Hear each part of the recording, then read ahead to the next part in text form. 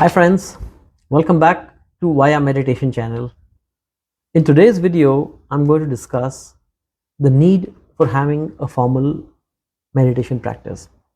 What I've done is I've divided this lecture into three parts: the need for practice for beginners, for intermediaries, and even for advanced meditators.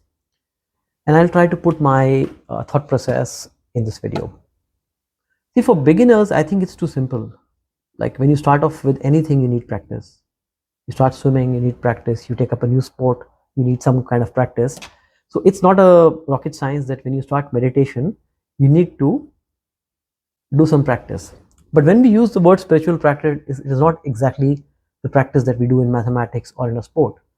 By practice, we mean a pattern that you set aside a time in a day where you practice a meditation, or you can call it sadhana, and it brings certain positive results.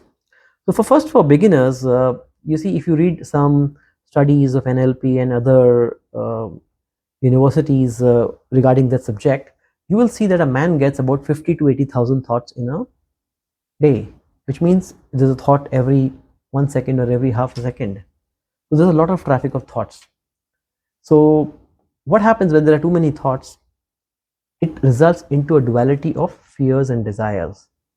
Fears will make you unsettled, and desires will again make you unsettled in a different way. They'll probably take you on a self-talk or on a daydreaming trip, while fears will make you not so upbeat about things. So what should a beginner do? So a beginner should first create a small island where he can try and reach a point where these thoughts reduce. For a beginner, it will be difficult. I'm not saying that you set 30 minutes aside and you will get peace straight away. No, you will have to fight your conditioning. Your practice will flourish over a period of time, and that's why a good method or a good teacher is needed, that you can identify the right method which suits your type. So the first thing is very clear, like how Ramakrishna would say that when there's a small plant, there's a stone wall or a brick wall created around the small tree so that the animals do not damage the tree. But once the tree has grown big, there's no need for any protection. Then it can weather the storms, it can take on the typhoons and all that. So for beginners, meditation is very important, because that meditation is a protection. You create that protection because there's a natural habit of being mechanical, there's a natural habit of being robotic. So in that case, a formal practice comes as that protection mechanism wherein you can attain a bit of peace. So for beginners, I think it's very easy to understand that a formal practice is needed. And there are other benefits which I think are quite easy to understand. So for beginners, I think I will not go too much into detail. I think it's common sense that a good sadhana or a good practice is needed.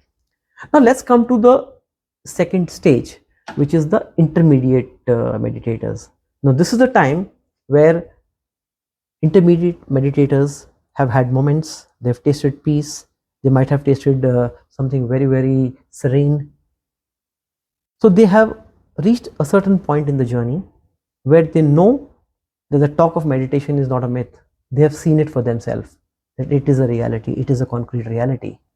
Now, like how Gautam Buddha used to say that the hut which does not have light, the hut which is dark, is attacked by the robbers. Similarly, if after reaching an intermediate stage, you become non-alert or you stop practicing, you will become like a hut which had light at one point of time, but it is becoming dim and dim. Now you will see that your tendencies, who are these robbers? These are your old tendencies. Tendencies will go back to the same way. Call it mechanicalness, call it your robotic behavior or mindlessness. You will try to go back. It's a very natural tendency. So hence intermediaries also need to be watchful.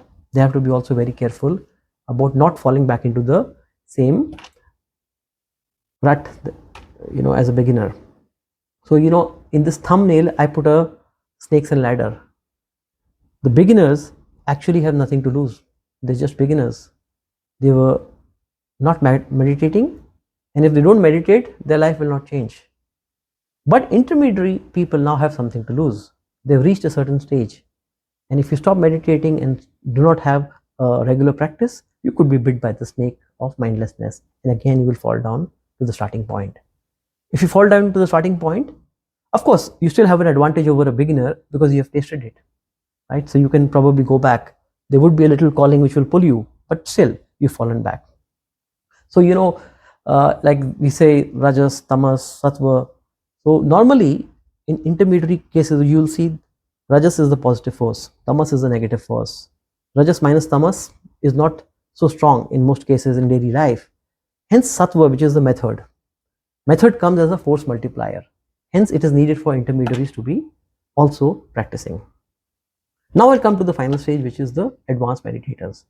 Now obviously if you're an advanced meditators, you would have really tasted long spells of peace. You could have tasted samadhis or satoris. Many things could have happened with you. Now of course you have a tremendous advantage. Your knowing is of a totally different level. Hence you can practice the non-method method, which is the choiceless awareness, or mahamudra, which is an internal pose, right?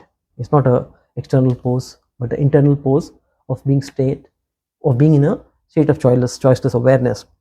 So the advanced meditators have an advantage to that extent. Even if their formal practice is a little weak, they can continue with the informal practice of being mindful of everything. But at this stage, the stakes are very high. Now you're actually towards the final edge of your snakes and ladder game. You're in the 90s now. You don't want to be bitten by a snake at this stage. So I think I'd like to quote George Gurdjieff here. He used to say something beautiful. He used to say that every atom, every human being, and every heavenly body either ascends, descends, or decays. So here at this stage we know that either we will ascend, or we will descend, or we will decay. Decay could be death. So we know that everything is impermanent. One day the life will come to an end. Everything will come to an end. The whole solar system will one day come to an end. But that is a different story. We are concerned about our life here. So advanced meditators should be extremely watchful that they do not squander away the advantage that they have built, the peace and the advancement that they have taken. If they become lax, there's a possibility that you can go back to the starting point. I'm not saying that it will happen to everyone, but there is of course a risk. A man can fritter away all that has been gained, whether it is in spiritual wealth or in the physical wealth. Hence spiritual practice is necessary, is basically the daily grounding. Just like how we have a bath for the body, for me meditation is like bath for the soul. So if you are a beginner, or you're an intermediary, or you're an advanced seeker, it is better to maintain a daily practice. That's it. Please subscribe to the channel and share the videos, and let's try to help as many people as possible with the subject of mindfulness. Thanks for watching.